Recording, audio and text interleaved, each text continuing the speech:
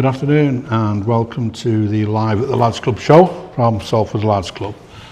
I'd like to mention a few people before we get on with the interviews. It's a rather sad one actually. Two friends of mine died over the weekend. Rod O'Connor, well-known character around Eccles, the marijuana minstrel as he used to call himself when he was busking, and the poet Smoky Top, Michelle Keaton. She was a good friend of ours. A few other people I would like to mention. Before the show started, I was talking to a couple from Dublin, Lawrence and Marta. As usual, they'd made the pilgrimage to Manchester, look at the Manchester music scene, and obviously they had to come to the Smiths Club and reenact the Morrissey photo, was by Stephen Wright. I'd just like to thank a few people who've helped us through the week. Lynn Cullen and Griffiths, as always, Catherine McHugh, Paul Spencer from Broughton has always minded me to come on the show. I published a photograph taken last year, a black and white photograph of me on a tram. We'd come back from the John Cooper Clarke concert at the arena, the Corp Arena. People asked who took the photograph, and I'd like to solve the mystery by saying it was Paula Louise Jennings. That's probably her now. And last week we had a few things we covered through Salford Media. I was really impressed with it. We went into, it was called Get Into Eccles, that was the working title. And in Eccles Parish Church there was the Amber String Quartet, and I have to say I was really pleased. They started with Elgar, very classical, then they did popular music, Golden Brown, the Queen, James, all sit down, but they blended in perfectly with the string quartet, 3 violins and a cello. And at the half-time break, we'll show you a clip of them actually playing one of the tunes. Queen it was actually, not my choice. There was street stalls on, and BB6 music in Eccles Town Hall. And I went on the Sunday, there was Music Shed, live, young up-and-coming bands. It was great, really good. And I've got to plug my talk next Friday, the 10th of April, Regent Road Stories. You may remember I did it outside early on this year, January, but this year it'll be in one of the concert rooms. It's free to get in. I'd like to stress that, it's free. But you can get book tickets from Eventbrite. There's a link on Salford Lads Club page. So please come down, it should be a good night, hopefully. And later on we'll be talking with Roy, and we've got the Morrissey donations. The t-shirt from You Are the Quarry, that has fetched an astounding 30 quid. A chap called Tristan Armstrong. Now the set list, that fetched 70 quid. A chap called Graham Chard. So I'll be expecting your money soon, boys, and ignore the drilling. I should get on with the show. Thank you. Are we going to continue with that? Yeah, okay. Yeah. Sorry about this. The workman has chosen to drill in the wall at the most inappropriate moment. First guest is Paul Banks. Okay, good Paul? Afternoon. You okay? Yeah. Good. Hopefully you can hear me. Oh, wait. Above the drilling, yeah. I hope we can. Now you're making a name for yourself on the Manchester music scene, aren't you, with the videos that you make? Yeah. Really impressed with them. Yeah. What made you start making these videos? So it came from a dark place. Get the heavy stuff out of the way first.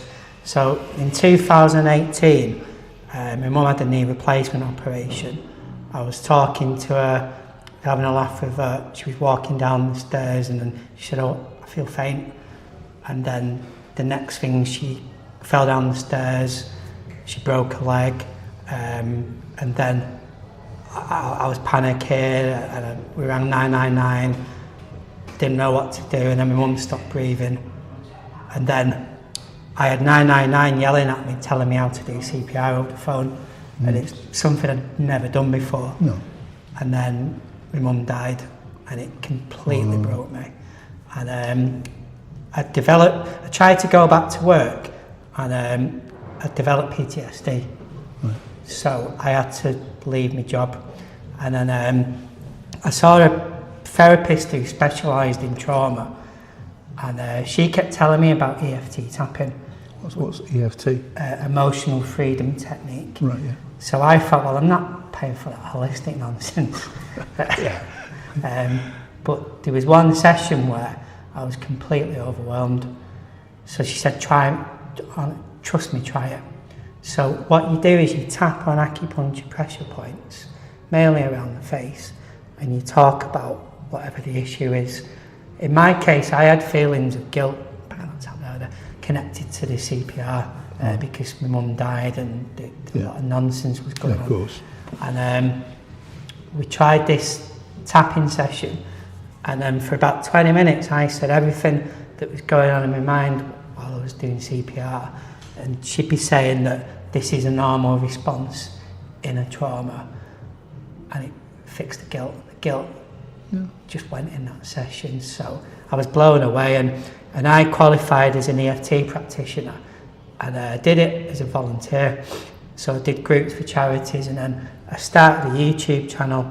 So first it was EFT tapping with music that people could follow, and then I started doing videos on grief and interviews, and then it was through I was doing that for about a year, and then I always thought, wouldn't it be good, because I was getting a lot of experience then, and well, if I want to be good to do something on music, that's what I enjoy, and then that's how it started.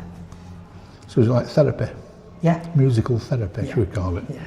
We're doing really well at it. Yeah. So how many videos have you done?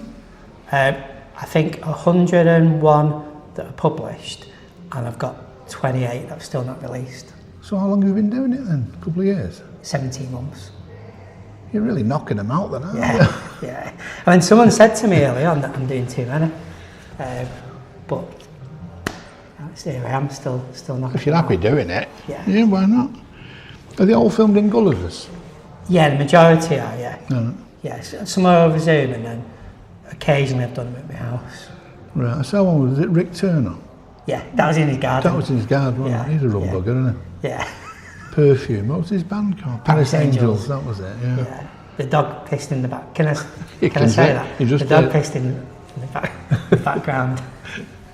Adds to the ambience then, didn't it? Yeah. So what big names have you videoed, interviewed? I've done a live one with Graham Massey. Oh yeah. Probably I think the most famous is Man Parish, and I've done Male Stripper. He wasn't he? No, he sang the song Male Stripper. Oh well. Yeah. He did. That was like. I wasn't implying he was one. No. no. He was like. Some people say he did the first ever hip hop record, but Boogie Down Bronx. That's how I know. Right. And then I don't think who else. Ricky was a big one. Perfumers. That's all.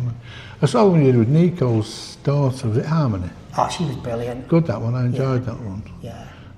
Well, quite a musical family, though, aren't they? Is it Spencer Birtwistle, her dad? I've done one with Spencer. Have you really? Yeah, it's just not released yet. Right.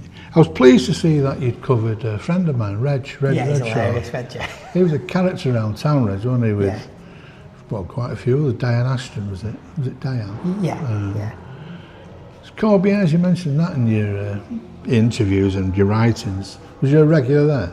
Yeah, and like I remember, like little Anthony from Interstellar. Yeah. I remember having a chat with him, and we were saying about like Manchester music documentaries and books that Corbières never gets mentioned, and it was such a special place. That's such a centre of it all. I always had that in mind. If I ever write a book, or if I ever do anything Manchester music-wise, I'm going to like do stuff on Corbières. It was, well, say world famous. It was well known for its jukebox, wasn't it? It had an excellent jukebox. Yeah. I used to go in there. It was a long time ago, and I used to Corbières. It's still going, isn't it? Yeah. Is the jukebox still in situ? Yeah, I don't know if it's as good now. Yeah. So I assume that your videos are getting good reception, feedback off people, yeah? Yeah, it's unreal. Like I don't realise who's watching them, but then sometimes like someone will stop me in the Trafford Centre, and they've been watching them, and then sometimes I'll message someone like, "Will you do a video?" Thinking they're not going to get back to me, and then they do, and they said they've been watching them. Like, wow.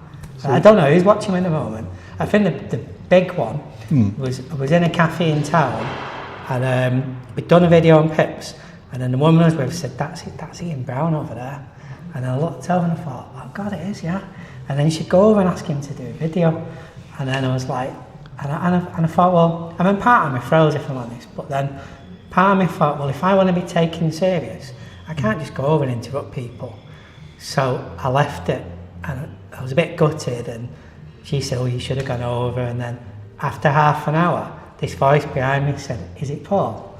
And then I turned around, God, Ian Brown had come over, and he'd been watching some of it. Is he going to do on camera for you? He said he might do, but in the future, so that'd be a good one, wouldn't it? Well, at least if you're watching, Ian. Yeah. Come on, Brownie. Yeah. Tell him.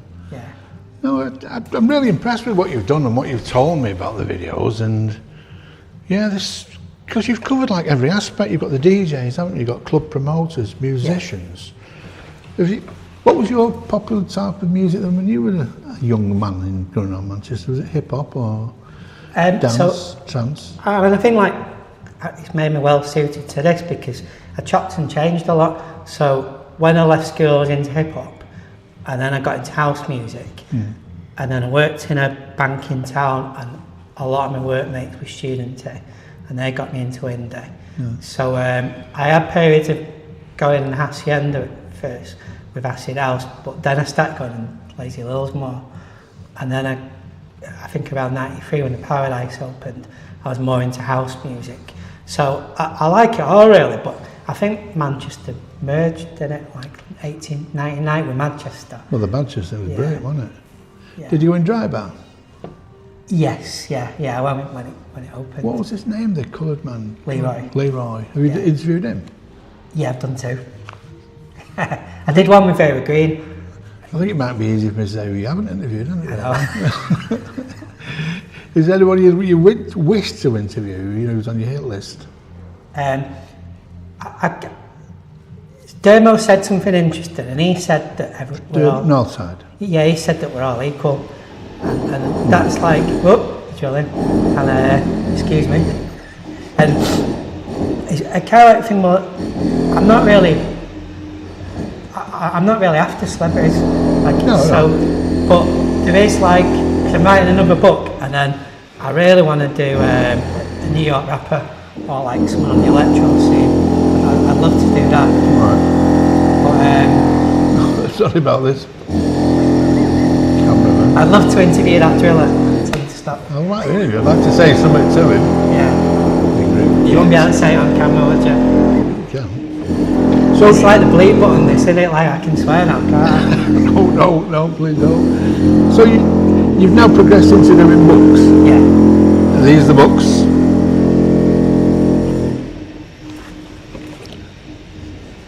Tell us about the books. Dance Years. I never thought that I'd be able to do a book.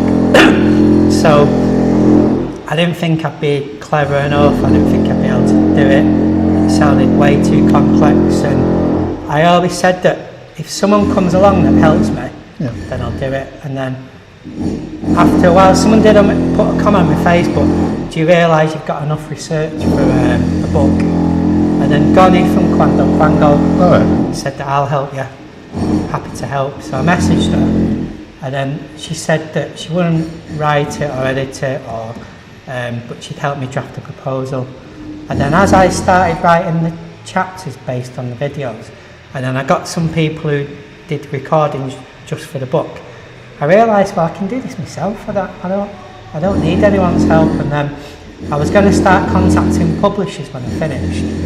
And then I got a big long email from Matt Parrish, and he said, well, don't contact a publisher because they'll take 90%, they'll make you promote it. If it does well, they'll own it, and they'll own the film rights. Why would you do that? And I looked into it, and it was just like, it was easy to do on Amazon. I couldn't believe. Yeah, self-publish. Yeah, and then when I uploaded it as Kindle at first, and then I didn't sleep that night because I thought, there's going to be mistakes in it. And then as the first reviews came in, it's like, wow. And I still thought that, I don't really have an ego, and at first I thought, it's not really that good, is it? And then now, it's like a month later, I'm starting to think, well, I've done something really special here. You should be proud of what you've done. Yeah. So how many books have you done then? I've done two, and I've done 12 chapters of the next book. And what's the next book? What's that going to be? It's going back to dance music. Yeah. And then I felt like I stalled a bit because I thought, well, Go on. I can't just do another book on acid house. Right. But then I did a video with someone on reggae. And then Reggae? I thought, well, I'll try and do a chapter on reggae. Right. So I've got a Boney M story now.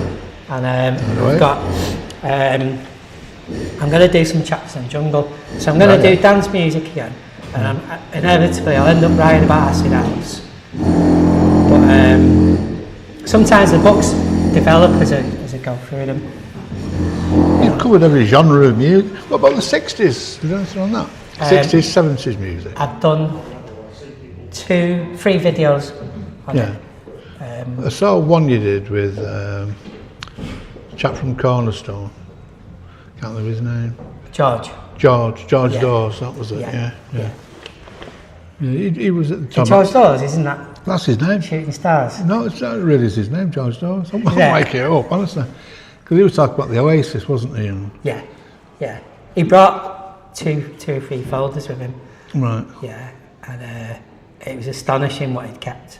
He was fascinating. It made me think maybe I should buy like a scanner, but I'm sure that'll all go on the MDM archive. Yeah.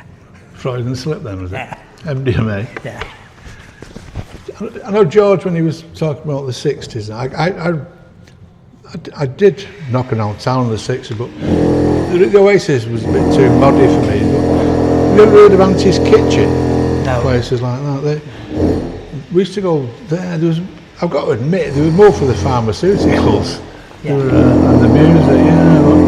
But I think that's a piece of Manchester history that's not been recorded as it should be. But one for your future project, possibly. I'd love to do more in the 60s. Yeah. Yeah. And one thing as well, like the black voices don't seem to get covered. So like I've done a lot. Like If I Can Always Help Me, and I'd love to go and do stuff on the blues. In the 60s in Moss Side. I'd love to cover more. The Nile, Reno, and all that. Yeah, like pre that. What was Monton House? That was. Have you heard of Monton House? No. That was it was a disreputable place. A young boy like you wouldn't get in. Yeah. You wouldn't have enjoyed it. I've got to say that. Is it the drilling, Cal? Is it taking over the voices? Oh yeah. It's been absolutely silent from me at the moment when we started. I don't know what to say. So what future plans then, young man, for you? World domination by the sound of it? Yeah, so like, this has helped me. It started as like mental health. Yeah. And it's helped me and it's given me confidence. And so what I want to do now is like, I know like our age don't necessarily like club it anymore and we don't go out as much. And I thought wouldn't it be good to like give back and put on free events. So I'm starting to do live interviews. You've seen that, you do talks, don't you? Yeah, so like the last one was Drew Ellison and he was absolutely hilarious and everyone loved it, and then already he's calling it Thursday Social Club. So I've got guest booked for the next 3 months. Really? Yeah, I've got this month it's a poet called Tammy. The month after that I've got a guy called Kim Marriott, and then Graham Massey. 808 State? Yeah, and Alan from Crispy Ambulance. Crispy Ambulance. What was that? I had an album of that. It was 3 a.m. or something. Were they on Benelux label? Oh, I don't know. I think it was on Benelux. Factory Benelux, the Belgian one. I'm going to make them free events in Gullivers. Right. And then 30 people maximum. Right. And then so it's like a small, intimate thing. I might try and see if I can get big names as well, and then make it as a mystery guest. Mystery guest? Yeah, then you won't know. Ian Brown, give this lad a hand. Yeah, him hand. What, Bez, or they just not fit the criteria? Oh yeah, Bez would be amazing. Bonkers, isn't it? Yeah. Bonkers. Right. Well, Paul, I've had a lovely time chatting to you. Yeah. Tell us where we can see your YouTube videos and your other stuff you want to plug. And where's the book available? Manchester Scene Stories. Yeah. That's everything. That's my YouTube, my Instagram, my Facebook. MCR Scene Stories, Paul Banks. The books are available on Amazon in all formats. And You can actually buy them in Piccadilly Records now as well. Oh, physical format. Yeah. I wish you the best of luck, but I don't think you need it, to be honest. You seem to be hell-bent on world domination on Manchester music, don't you? And good luck for you. Yeah. Paul, I've had a lovely time speaking to you. And I'm sorry about the drilling, that's well beyond my control, but thanks for coming on and talking to us. Thanks, Tony. It's a pleasure, young man. Yeah, cheers. Right, now I believe we've got some video footage. Just sit down a second, kid. We went to Eccles Parish Church, as I said, last Saturday, and we saw a band called Amber, a string quartet, and Carl so kindly made a video of it. And can we have a look at the video, Carl, please?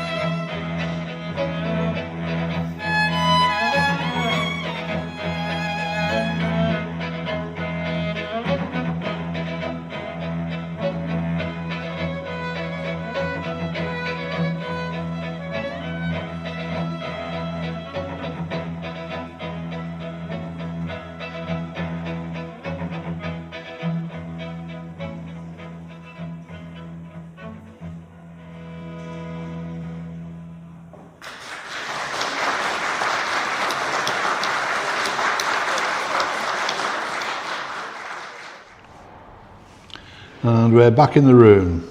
I do apologise about the drilling. I'm sorry, that was well beyond our control, and Carl's just going to have a strong word with them. whether it'll work or not, I don't know. Hope so. Because the next guest is really interesting chap, Roy Matthews. What this man hasn't seen, done music-wise, isn't worth talking about. Don't build it up too big. Right, we're going to start at the beginning, Roy. Can I just say, Of course. well done to Paul for 101 interviews. Yeah. I watched the one he did with Dermo from Northside. Yeah. And I just want to wish Dermo well with his recent health problems. Didn't he? Yeah, he did. So, I have a funny story about Northside if you want me to start with that. Yeah, it's topical. It was about 89, 90, and there was a scheme where if you set up as self-employed or set a business up, you could get £40 a week for a year. Enterprise allowance scheme it was. Enterprise allowance scheme. So I decided to go on it, and I had to go to an office building opposite Salford Royal Hospital. So I turned up, and it was in like a classroom, and there was a guy taking the day. And just as we were about to start, in came this bunch of young lads who didn't look like they wanted to be there, and it looked extremely tired. And it was Northside. Right. And Tony Wilson had told them to go on the enterprise allowance scheme so they'd have 40 quid a week. So they sat down and they spent pretty much the whole morning like that. Because they'd played in London the night before. Drove all the way up. And drove all the way home. So he wasn't happy, the guy taking the class, and he kept sit up, take notice. And so at dinner time, I took them all for a pint round the corner, because none of them had got any money. Yeah. And so after that, I always watched when they were on anything or in anything. And I think I remember them making the cover of the NME. And I thought, oh, that's the sort of recognition now if you're on the front cover. And so I've always kept that little association with them. Never seen them since. All right. Good story. But there was something about them a couple of years ago on some Facebook group, and I told that story about them attending that day. And Dermo came on and said, oh, I remember it, thanks for the beer. Wow. So I just thought I'd wish him well, because I know he's not too good at the moment. Right, we're going to mention, you've got a strong Eccles connection, haven't you? So I'll state now, I'm not an interloper. I was born at Salford Royal. Good lad. And I lived the first 4 years on West Craven Street, which was a stone's throw from here. And then we also lived at Glendoon Street and Augusta Street. Yeah, off Liverpool Street. And then later in life, I lived in Eccles for a while on Trafford Road. So, just so people don't complain. You're not a blow-in, not a chancer. Trafford Road, that's where... So that leads nicely into Brownsville Band, who a lot of people from Eccles will remember. I remember him very well. And we lived in the house, the big semi next to Greenbank Labour Club. And Graham Roberts from Brownsville Band was in the ground floor flat. I was upstairs above him, and Roger Tweedy was in the flat next door, fortunately. Not far enough away, but at least he was next door. So I first met Brownsville in a girlfriend I had in about 1976. Her sister's boyfriend worked for EMI, and he said to us one night, do you want to go and watch Bob Williamson at the Palace? And it won't cost you anything. So we said, yes. So we went, and the support band was Brownsville. And I'd never seen anything so funny in my life. And a couple of weeks later, I noticed Brownsville were playing at a pub in Stockport, and just on a whim I thought I'll go. So I went on my own. And I don't even remember how I got there, because I wasn't driving. And I walked in the pub, and they were just setting up, and I went over and said hello and just said, I saw you at the Palace, and thought it was great, so I've come tonight, right. So when they'd finished setting up, they sat down for a beer and said, come and join us. So I sat and we chatted, and then they did what we would call an act, and I thought it was just as funny. So when they'd finished, I went over to give them a lift to carry the stuff into the van. So when it was loaded, they said, how are you getting home? I live in Urmston. I said, I don't know. So they gave me a lift home. And on the way home, they said, how do you fancy coming out and giving us a lift and doing a bit of driving? So I said, oh yeah, I'll do it. So a couple of nights later, they're picking me up in the van and we were off to goodness knows where. And that's when the adventure started, really. I'd never been on the road with a band before, didn't really know what went on.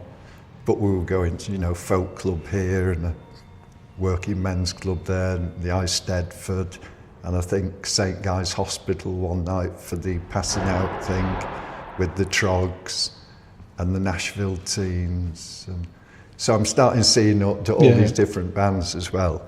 And they also had a close connection with Bob Williamson. No. So bumping into Bob as well, who will probably crop up a bit later. Why do you think Brownsville never made that transition to the big time? Were they too anarchic? One word, Tweedy. Well, I mean, yeah, fairly uncontrollable. I don't really know, because wherever they played, everybody thought they were hilarious. They brought the house down. But he was a bit unpredictable, shall we say. And if that gas mask fell off, you know, then, you know, and that was on telly, that would have been big trouble.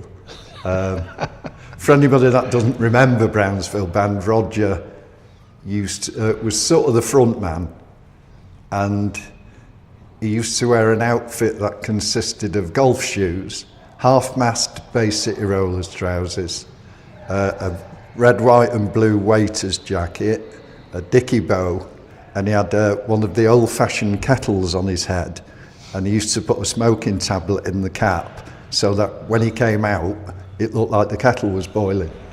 So, I make of that what you will. They were playing at the Free Trade Hall on a Rock Against Racism gig, and it was sold out at the Free Trade Hall. We're in a bit of a dispute because I think it was with Steel Pulse and Mike Hardin, and Roger thinks it was with Ewan McCall and John Cooper Clarke. I'm right, but we're in dispute. So he came up with the idea of me dressing as him in his spare outfit, and I would go out first with the band, say hello to the sold-out crowd, and then introduce the first song, and then he would come on tied up and pretend he'd been sort of tied up and bundled away somewhere and I was impersonating him. He would come on, interrupt me, I'd go off and they'd start. So we went on, I said hello to the crowd, I've got the smoking kettle on my head, the Bay City Roller trousers, which Steel Pulse found hilarious because we were sharing a dressing room with them. And I've got a little eyebrow pencil Frank Zappa that was a trademark, wasn't it? And so I said hello to the crowd, introduced the first song, looked over for Roger to come on, and he was at the side and went like that. So he just left me in the lurch, and I thought, well, I know the songs well enough that I could probably sing it, but I won't do it like Roger. And Mike Hardin saved me, fortunately, and the show went on. But so that's what it was like with them. He was always coming up with some idea or other that would probably embarrass me or whatever. Tweed. I do remember seeing him one night. I think it might have been at the Labour Club, at Greenbank. And he came on stage with naked and just a gas mask. Yeah, the gas mask. I thought it was different. And it had a piece of cloth in the glass, so it wasn't, right in your face. And then he did when he'd left Brownsville, he did a show called The World's Worst. Right. And he used to come on with, on his lapel, he had a little bell that he used to put in a budgie's cage. Right. And he'd come on nutting the bell. And then people knew sort of, oh, well, is that the ground? We're in for something here. Yeah. It was really funny, actually, but again, it was difficult to know what to do with it. Yeah. I remember asking Bernard Manning, I showed Bernard Manning a video of Roger and said, where would you book him? And he said, I don't really know. Possibly the university circuit. But he said he couldn't really do clubs, and I don't think he could do television. And we auditioned, Roger auditioned for the very last episode of OTT, which was the Chris Tarrant thing that was like the grown-ups version of Tiswas. And we went down to, I think we went to Birmingham, and we showed the video to John Gorman, who was out at the scaffold. And he was on OTT. So he watched the video, he laughed a lot, he made a couple of notes, he thought it was very good. When it had finished, he said, yeah, I liked it. And, you know, I think you could do OTT. I've got one person left to see. So we said, can we stay and watch? So he said, I'll have to ask him, and he wouldn't let us stay and watch. And unfortunately, the last guy he saw was the one who got the show. And it was the Rat Man, they used to call him. Rat? And he used to put rats up his trousers and in his jacket and that. Ferrets and rats, yeah, I remember that. I can't remember his name, but he was affectionately known as the Rat Man. And he did really well out of that appearance. His club appearances and that went. I remember he did the gallery one night. And so he probably got about 18 months better fee after OTT. And then Roger just stopped doing it, really, which was a shame. I think it has to be said in Roger's defence, he was a genuine eccentric, wasn't he? He wasn't forced.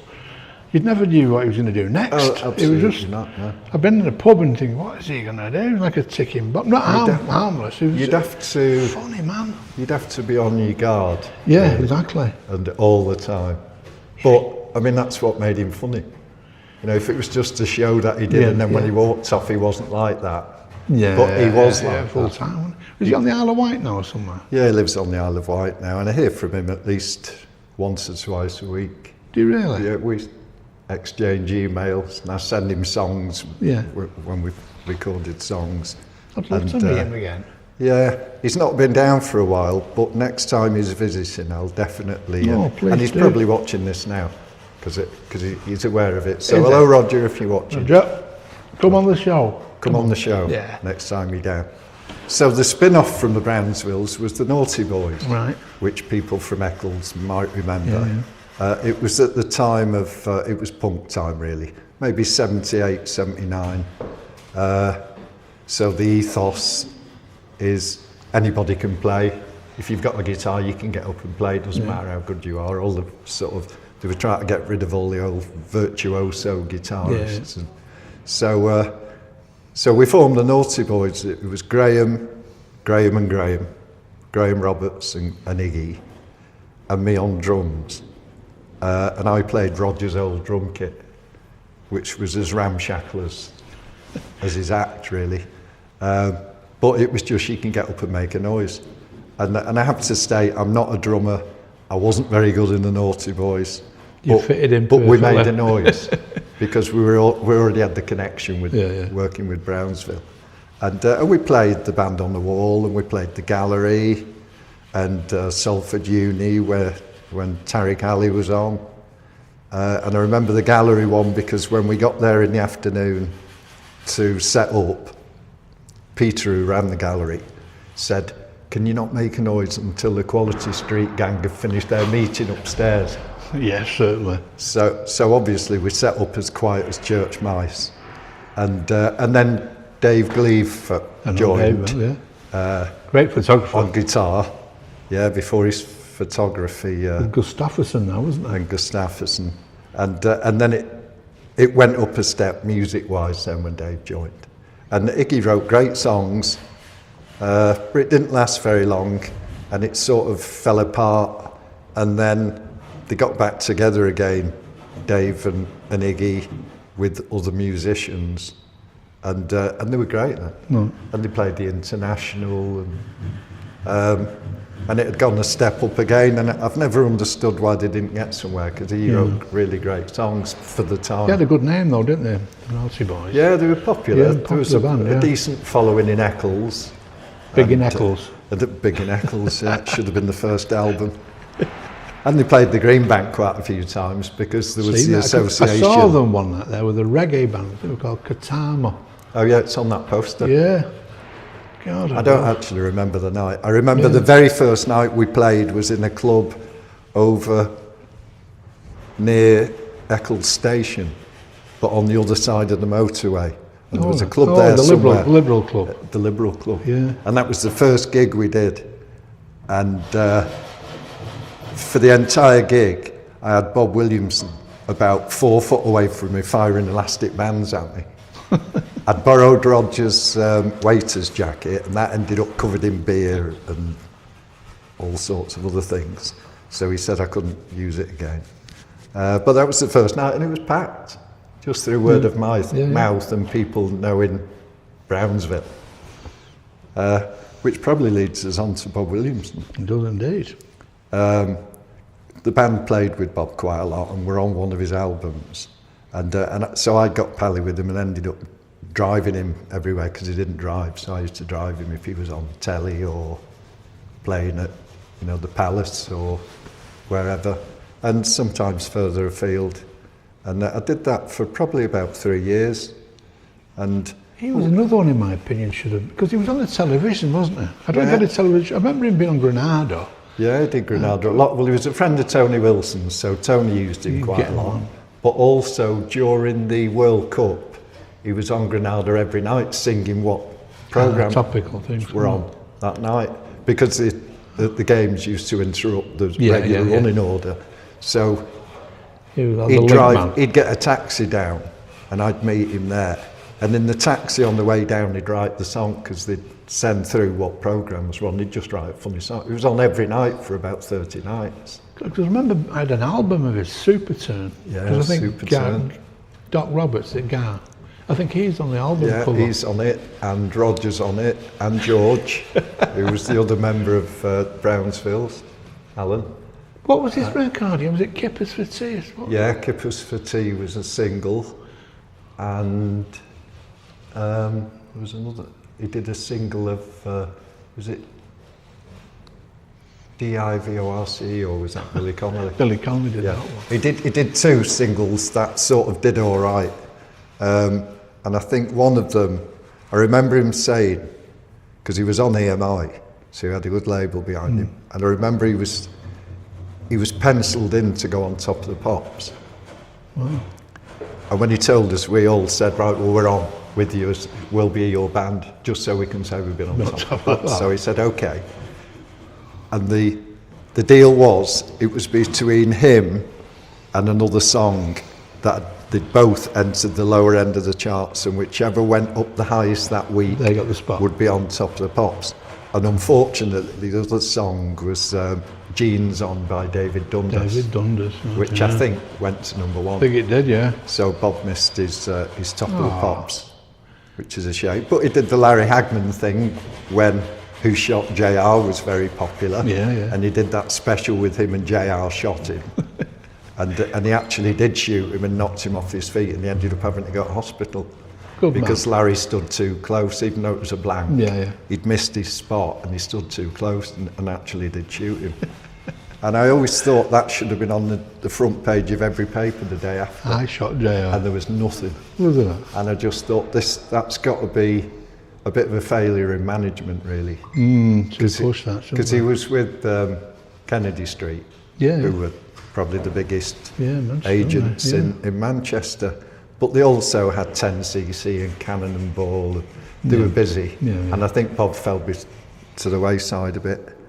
And talking to Tony Kinsella, one of the volunteers here, and he told me that he'd written a biography, unpublished, but he was unsure whether some of the stories were tall stories, like Bob. Well, I know some of them will have been tall stories, because I've heard all the tall stories. The Sex Pistols hoovering up at his house. Yeah, I'm not sure that ever happened. Sid Vicious making him a cup of tea. It sounds a bit far-fetched. Yeah, I thought that.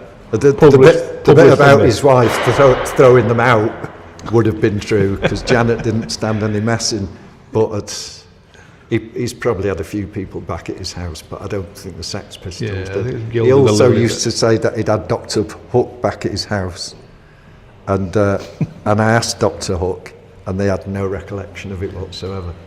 It's one of those names, though, that could be, but he might be right there, isn't it? It's not. He said he'd been to see them at the Apollo, got talking to them afterwards. They hadn't decided where they were staying yet, and he said, come back and stay at my house. So it's plausible. Yeah, plausible. But if it happened, they have no memory of it. Yeah.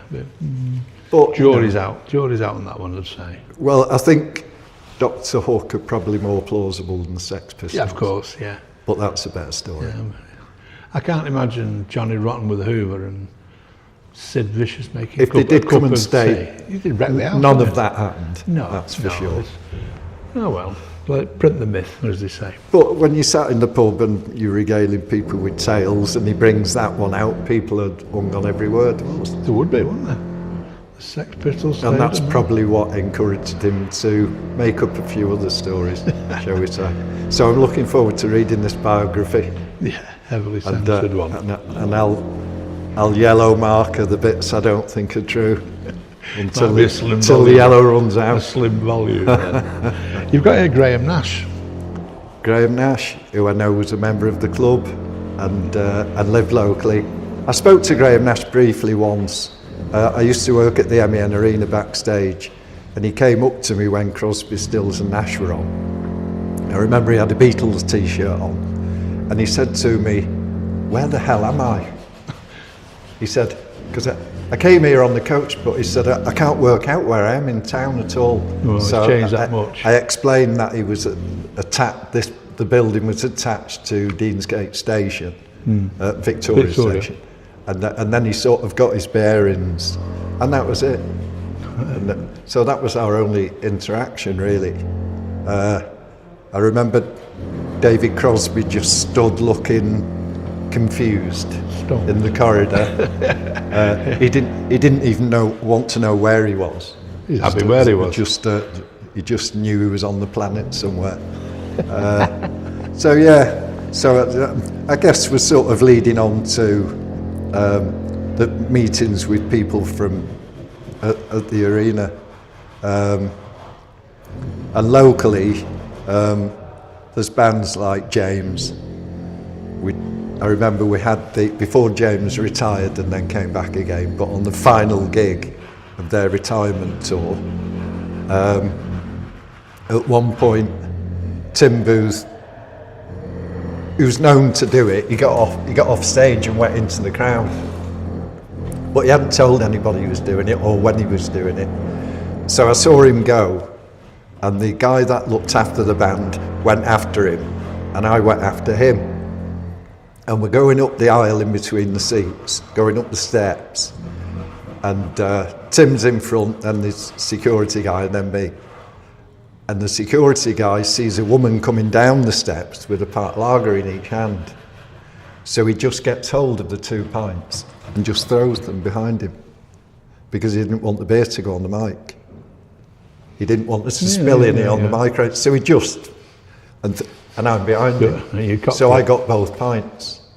So when we got back into the backstage corridor, I collared him and said, "You threw those 2 pints over me." He said, "Roy, I didn't know you were there." And he apologised. And he said, if there's anything you want. And I said, yeah, I've got my eye on one of those t-shirts tonight that had a New York police badge on here with James on. So he gave me one of those. And I said, if you can keep, because they were filming it, I said, if you can keep it in the film. He said, well, I'm sitting in on the editing, so if it can be left in, it will. I don't know whether it is, because I've never watched the film. But so that was James. And in the afternoon, while they were sound checking, I was up in the gods. And a friend of mine was down on the floor, and it's a closed bowl, so nobody's allowed in. So I'm doing the Tim Booth dance, when he really lets himself go. I'm doing that in the gods, and my mate's down here laughing. And then Tim spotted me doing it. He didn't say anything, but so I got away with that. But it was an amazing last night of the tour. And I remember being stood stage left, and the arena manager said to me, they were doing sit down, and the crowd were going absolutely mad. And the manager said to me, this is what this place is all about, because the atmosphere that night was incredible. And then there was people like Andy Rourke from the Smiths, who, that's appropriate, isn't it? I did a couple of his cancer concerts. I think they were called Versus Cancer, and the money went to the Christie, I think. And he had amazing lineups on. He'd have people like Noel Gallagher and Paul Weller and Johnny Marr and a couple of the Mondays and Echo and the Bunnymen, and they'd jam together. I think I remember Badly Drawn Boy doing one, and they'd do these jams, and They'd have a couple of people. Ian Brown might do a bit of DJing, and they were incredible nights. And sold out. How many nights did it run for? Well, I only remember 2 years of it, and then I don't know why it stopped. I don't know whether Andy moved to New York at that time, or but I can't remember why it stopped. But there were great nights. I used to look forward to those. What's the story about Morrissey you told me? The Morrissey story. Did 2 Morrissey gigs, the MEN, and it was his birthday, and it was the You Are the Quarry big tour.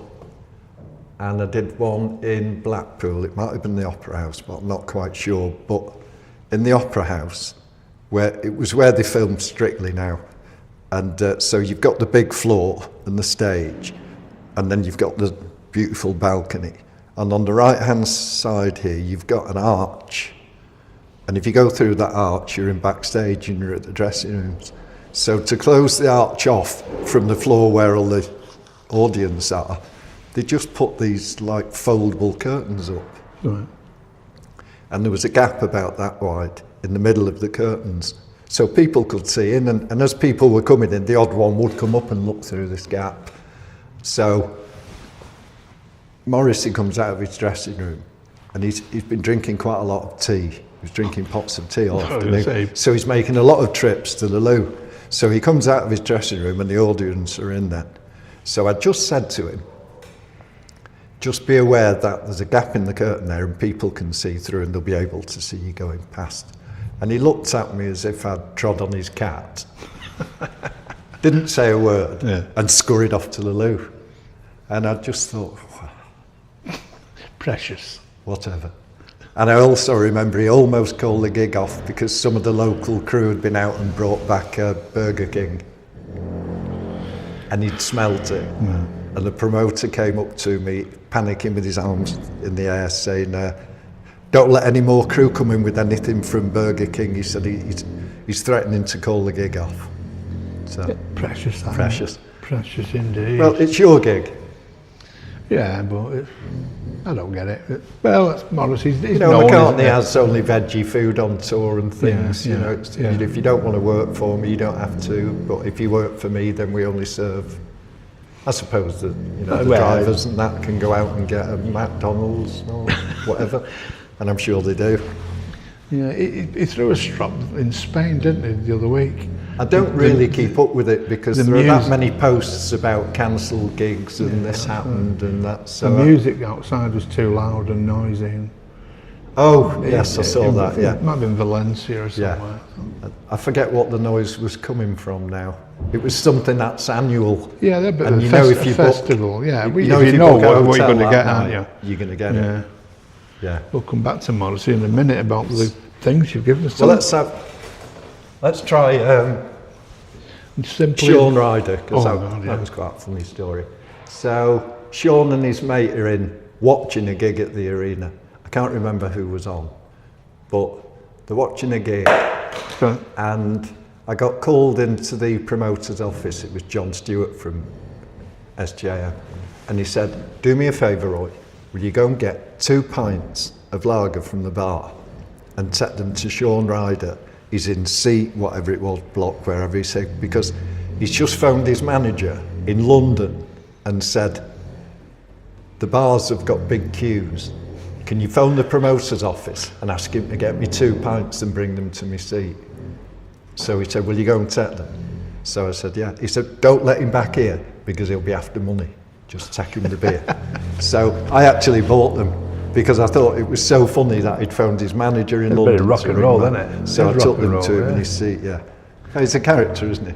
I've met him a few times, Yeah, I remember I was at Old Trafford with my son Sean, Tottenham it was. And what Sean said, oh, it's Sean Ryder.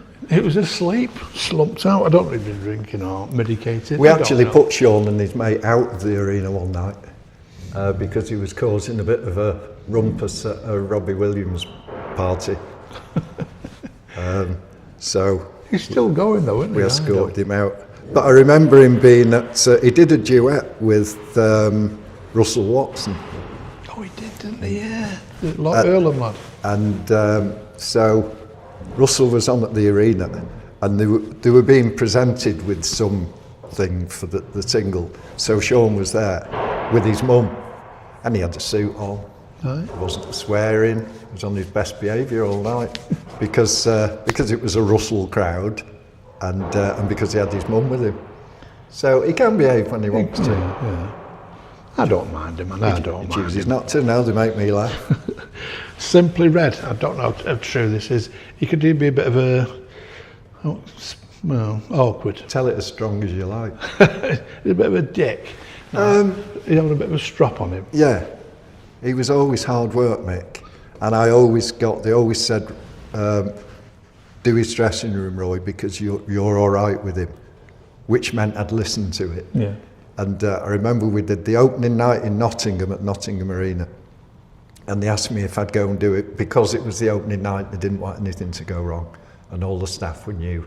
So I reluctantly did it, and it was Mick. And it started in the afternoon. He called me in about something. Then he called me and he couldn't get his PlayStation working.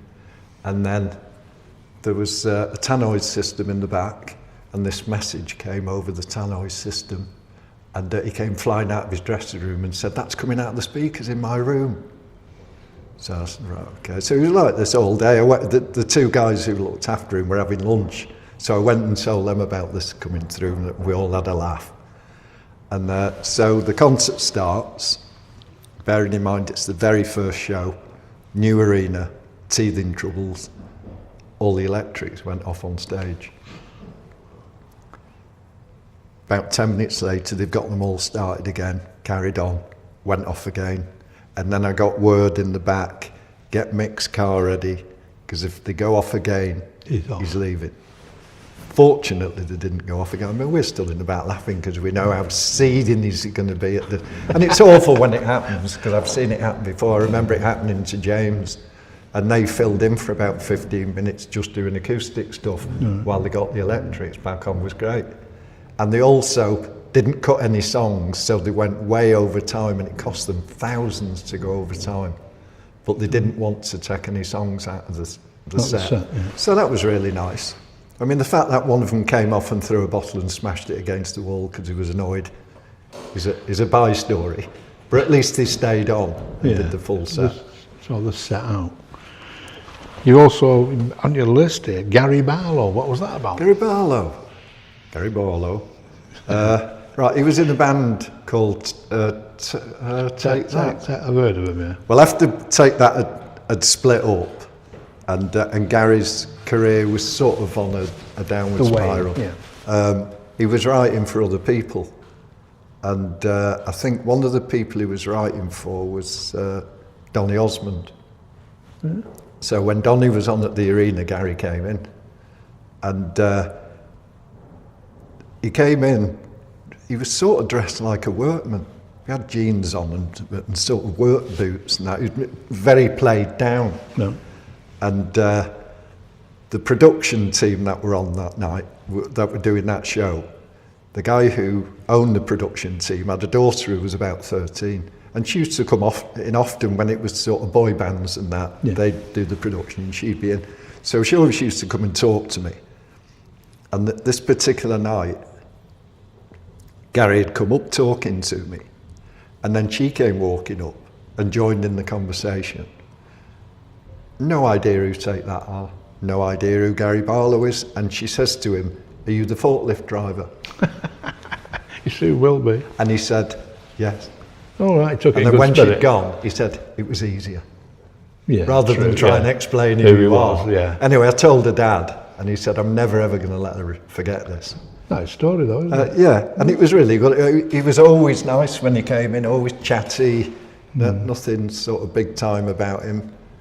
And so might not be my taste in music. No, far from mine. Talking of taste in music, we have to plug this. That was a good link. It was. Did I write that down? No, I just leapt in. Tell us about the CD. Right, so we're jumping forward a lot to this album. 3 years ago, I bought an 8-track recorder off Marketplace on a whim, with no idea how to work it. I just thought that would be great to have. And the next minute it was on the table in our back room, and I thought, I don't know what to do with it. So I phoned my cousin, who's played in bands, asked him if he knew how to work it. He said, yeah, I should be able to. So he came round, had a look. He said, yeah, I'll be able to use that. So then I thought, well, we need somewhere. I'd got a couple of guitars and I'd got an amp. I thought, well, we need somewhere to record on it then. So I ended up building a recording studio in the back garden. Started gathering stuff together, bought drums, and he brought his organ along and a couple of guitars and got a mic. So eventually we were ready to sort of record. I soundproofed it all and everything. And 3 years later, that is the result of what we started doing. And it was sort of therapy for us both and give us something to do. So I'd written about 4 songs, and one of them was a semi-finalist in the UK songwriting contest. So I'd got 4 written, but not bothered for a long time. So I said, right, well, I've got 4 songs we can start on. And once we'd done the 4, to keep the weekly sessions going, I had to come up with more. Right. So each week I'd try to have come up with more. So they're all self-penned. I'd play a little bit on the guitar to him. I'd say, right, this is the new one. And I'd sing it and play guitar badly, because I'm a campfire guitar player with 5 chords. One I don't play very well. So I'd do that, and then his musical brain would take over. So this is Sam, my nephew, by the way. So he plays guitar, drums, keyboards, bass, uke, anything I throw at him and say, I wouldn't mind this on it. There was even, I think on the first song, there's a banjo that I bought specially because I wanted a banjo on that first song. And off he went. So natural. Once I've given him the idea, I sit back, let him run with cup of tea, cigarette, and off he goes, and he jumps from one instrument to the next, which we did on Monday this week. And in probably 5 hours, he'd recorded all the music for the next song. Clever lad. So he's a whiz. Yeah. So I thought, well, we might as well bring it out as a CD. Where's it available from? Well, it's only available as a CD from me. Right. But it's on all these streaming sites, Spotify, Amazon, YouTube and everything. So if anybody wanted to have a listen, it's very 60s. Right, nothing wrong with that. So, because all the things that you absorb through your life, music-wise, if you're trying to do music, it tends to come out, and I'm very much sort of 60s, 70s. So that's where it's 60s style. We'll give this a listen. Before we get off, right, because time is beating us, I'd like to thank you profusely for the Morrissey items. £100 is what we've gathered. We'll get the money in next week, hopefully. Which is great. And we'll split it between the Elsall Food Bank and the Salford Lads Club, which is an ongoing concern. Is that okay with you? Perfect. I can't thank you enough. We're going to, next week, we've got, right, I was going to ask you, could you come back next week? If you possible. I can just stay if you want. No, we're live. I'll come back next week if you tell those to not drill. I'm sorry about that. Well beyond my control. I've been fortunate, haven't I? It was storms, but poor Paul suffered. Well, next week we'll have you on, and it's Duncan McCormack. He's the local history librarian, but people are getting so interested in family tree research, the roots of where they're from, and the library's got an incredible, well, it's got 70,000 photographs of Salford, Eccles, Swinton. They've got the census returns, they've got birth certificate, the birth registrars, they've got everything you need. Yeah, we've got a friend who did ours and got so far back, we traced quite a lot to Liverpool, I think. But then it started, you know, the stepfathers and splintered families, and it starts to get harder. And because if there's nobody alive anymore to give you information, you only need one mistake as well. One mistake and you fly off everywhere. So we stopped. But we got fairly far back. I was hoping that when it got to Liverpool there might be a McCartney on there somewhere, but Lennon. Didn't see them. Never, always the way, isn't it? Yeah. Right. Thanks ever so much for coming on the show. Welcome. Thank you for your generosity. And it's been great to see the Lads Club. Yeah, it's a lovely venue, isn't it? So we're going to play out with Aptly Enough with one of Roy's songs and a little tribute to Michelle, who died last week. Roll the camera, Carl, please. Thank